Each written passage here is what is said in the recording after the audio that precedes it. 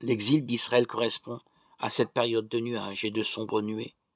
Le peuple avait en effet été dispersé au milieu des nations, tel un troupeau égaré.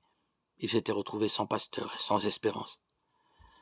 Non seulement il avait perdu cette terre promise, ce bon pâturage qui était don de Dieu, mais c'était son péché et l'aveuglement de ces mauvais pasteurs qui l'avaient égaré et conduit à ce désastre.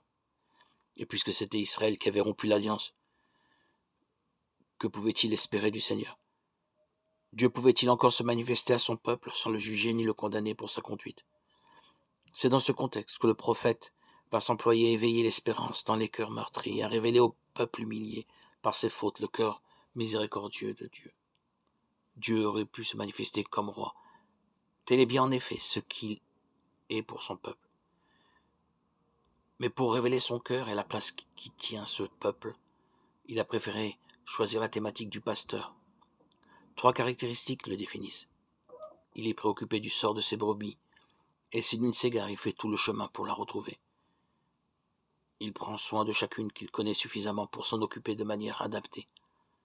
Enfin, il rassemble son troupeau et le guide vers la terre promise, le lieu du repos.